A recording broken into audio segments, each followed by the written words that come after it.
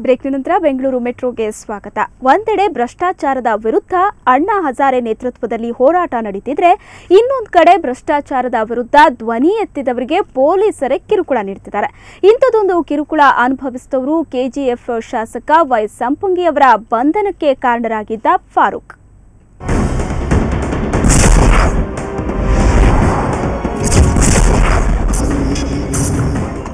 KGF ಶಾಸಕ Y Sampangi ಲಂಚ ಪಡೆಯುವಾಗ ಲೋಕಾಯುಕ್ತ ಬಲೆಗೆ ಸಿಲುಕಿಸುವಲ್ಲಿ ಪ್ರಮುಖ ಪಾತ್ರ ವಹಿಸಿದ್ದ ಫಾರೂಕ್ ಈಗ ಸಂಕಷ್ಟದಲ್ಲಿದ್ದಾರೆ. ಇವತ್ತು ಇದ್ದಕ್ಕಿದ್ದಂತೆ ಇಬ್ಬರು ಅಪರಿಚಿತರಿಂದ ಫಾರೂಕ್ ಮನೆ ಮೇಲೆ ದಾಳಿ ನಡೆದಿದೆ.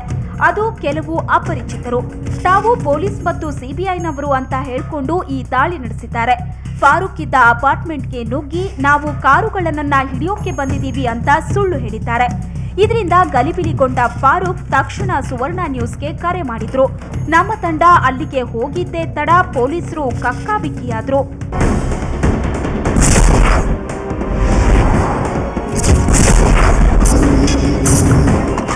ಈ ನಡುವೆ ಹೈಗ್ರೌಂಡ್ ಪೊಲೀಸರು ನನಗೆ ಪದೇ ಪದೇ ಕಿರುಕುಳ ನೀಡ್ತಾರೆ ಅಂತ ಫಾರೂಕ್ ಆರೋಪಿಸಿದ್ದಾರೆ.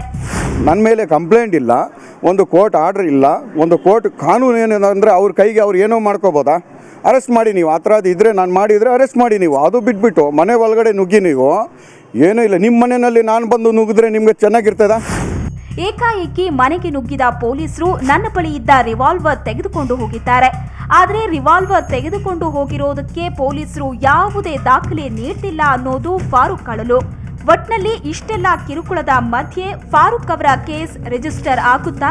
ಫಾರೂಕ್ ಮನೆಗೆ ಬಂದವರು ಯಾರು ಅನ್ನೋದನ್ನ ಪೊಲೀಸರು ವಿಚಾರಣೆ ಮಾಡ್ತಾರಾ ಅಥವಾ ಅಧಿಕಾರಿಗಳ ಗಮನಕ್ಕೆ ಇದು ಬರಲೇ ಇಲ್ವಾ?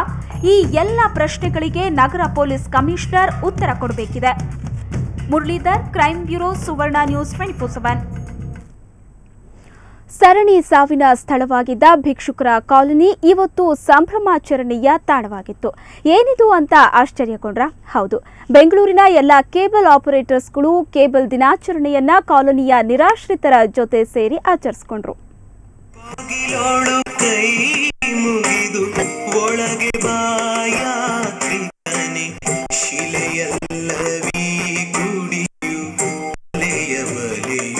ಇಂದು ಕೇಬಲ್ ಆಪರೇಟರ್ಸ್ಗಳಿಗೆ ಸಂಭ್ರಮದ ದಿನ. ಸಿಲಿಕಾನ್ ಸಿಟಿಯ ಎಲ್ಲ ಕೇಬಲ್ ಆಪರೇಟರ್ಸ್ ತಮ್ಮ 10ನೇ ಕೇಬಲ್ ಡೇ ಆಚರಿಸಿಕೊಂಡರು. ಪ್ರತಿ ವರ್ಷ ಅನಾಥಾಶ್ರಮ, ಆಸ್ಪತ್ರೆ ಹೀಗೆ ಸಾಮಾಜಿಕ ಸ್ಥಳಗಳಲ್ಲಿ ವಿಶೇಷ ರೀತಿಯಲ್ಲಿ ಸಂಭ್ರಮಾಚರಣೆ ನಡೆಸುತ್ತಿದ್ದವರು ಈ ಬಾರಿ ಭಿಕ್ಷುಕರ ಕಾಲೋನಿಯಲ್ಲಿ ತಮ್ಮ ಸಂಭ್ರಮವನ್ನು ಆಚರಿಸಿಕೊಂಡರು. ಸಾವಿರಾರು ಭಿಕ್ಷುಕರಿಗೆ ಮಲಗಲಿಕ್ಕೆ ಬೆಡ್, ಮೆಡಿಸಿನ್ ಉಚಿತವಾಗಿ ವಿತರಿಸುವ ಮೂಲಕ ಅರ್ಥಪೂರ್ಣವಾಗಿ ಆಚರಿಸಿದರು.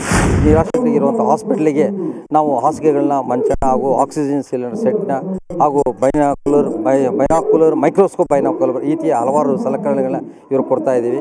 ಹಾಗೂ ನಿರಾಶ್ರಿತರಿಗೆ ರಗ್ಗುಗಳು, ಮಂಕಿ ಕ್ಯಾಪ್ಗಳು ನಮ್ಮ ಸಂಘದಿಂದ ಕೊಡ್ತಾ ಇದ್ದೀವಿ. ಪ್ರತಿ ವರ್ಷ ಇದೇ ಥರ ನಾವು ಲಾಸ್ಟ್ ಇಯರು ರುಕುಂ ಬ್ಲೈಂಡ್ ಸ್ಕೂಲ್ ಮಾಡಿದ್ವಿ. ಅದಕ್ಕೆ ಮುಂಚೆ ಹಾಸ್ಪಿಟ್ಲ್ಗಳು ಅಲ್ಲಿ ಮಾಡ್ತಾ ಇದ್ವಿ. ಅದೇ ಥರನೇ ಈ ಸತಿನೂ ಒಂದು ಒಳ್ಳೆ ಕಾರ್ಯಕ್ರಮ ಮಾಡಬೇಕು, ಒಳ್ಳೆ ಇದು ಮಾಡಬೇಕು ಅಂತೇಳಿ ಈ ಭಿಕ್ಷುಕರ ಕ್ಷೇಮಾಭಿವೃದ್ಧಿ ಸಂಘದಲ್ಲಿ ಮಾಡ್ತಾ ಇದ್ದೀವಿ. ಕೇಬಲ್ ಚೇಂಬರ್ ಆಫ್ ಕಾಮರ್ಸ್ ಹಾಗೂ ಕೇಬಲ್ ಟಿವಿ ಆಶ್ರಯದಲ್ಲಿ ಹಮ್ಮಿಕೊಂಡಿದ್ದ ಕಾರ್ಯಕ್ರಮದಲ್ಲಿ ಹಲವು ಗಣ್ಯರು ಪಾಲ್ಗೊಂಡು ಕೇಬಲ್ ಆಪರೇಟರ್ಸ್ಗೆ ಶುಭ ಕೋರಿದರು. ವೃದ್ಧಾಶ್ರಮ, ಅನಾಥಾಶ್ರಮ ಅಂತ ಹೇಳಿ ಒಳ್ಳೊಳ್ಳೆ ಸ್ಥಳದಲ್ಲಿ ಈ ಕಾರ್ಯಕ್ರಮವನ್ನು ಸಂಭ್ರಮಾಚರಣೆಯನ್ನು ಮಾಡ್ಕೊಳ್ತಿದ್ದಾರೆ. ಅದು ಇನ್ನೂ ಒಂದು ತುಂಬ ಸಂತೋಷ, ಅರ್ಥಪೂರ್ಣವಾಗಿ ತಮ್ಮ ಸಂಭ್ರಮವನ್ನು ಆಚರಿಸ್ಕೊಳ್ತಾ ಇದ್ದಾರೆ. ಮತ್ತೆ ಕೇಬಲ್ ಆಪರೇಟರ್ಸ್ ಎಲ್ಲರಿಗೂ ನನ್ನ ಶುಭಾಶಯಗಳು. ಒಳ್ಳೆಯದಾಗಲಿ ನಿಮಗೆ. ಕಾರ್ಯಕ್ರಮದಲ್ಲಿ ಇಂದು ಶ್ರೀ ಮಾತನಾಡುವ ಗೊಂಬೆ, ಜೂನಿಯರ್ ರಾಜ್ಕುಮಾರ್ ನೃತ್ಯ, ಭರತನಾಟ್ಯ, ಮ್ಯಾಜಿಕ್ ಶೋ ಸೇರಿದಂತೆ ಹಲವು ಸಾಂಸ್ಕೃತಿಕ ಕಾರ್ಯಕ್ರಮಗಳು ಗಮನ ಸೆಳೆದವು.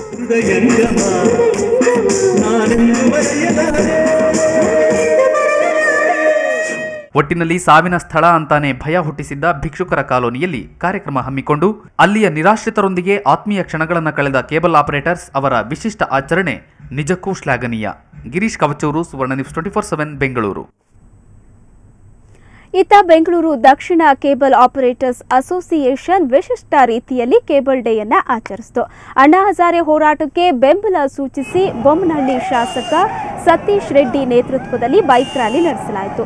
ಹೊಸೂರು ರಸ್ತೆ, ಚನ್ನಕೇಶವ ನಗರದಿಂದ ಸಿಲ್ಕ್ ಬೋರ್ಡ್ವರೆಗೆ ಹಾಗೂ ಅತ್ತಿಬೆಲೆವರೆಗೆ ರ್ಯಾಲಿ ನಡೆಸಿತು.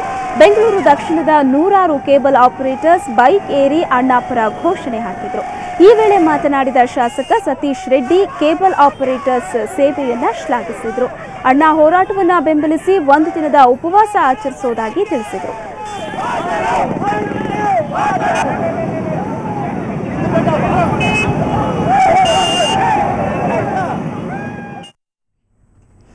ಕರ್ನಾಟಕದಲ್ಲಿ ಚಿನ್ನದ ದರ ಇವತ್ತು ಎಷ್ಟಿತ್ತು ಅಂತ ನೋಡೋಣ. 22 ಕ್ಯಾರೆಟ್ನ 10 ಗ್ರಾಂ ಚಿನ್ನಕ್ಕೆ 26,330 ರೂಪಾಯಿ. 24 ಕ್ಯಾರೆಟ್ನ 10 ಗ್ರಾಂ ಚಿನ್ನಕ್ಕೆ 28,730 ರೂಪಾಯಿ.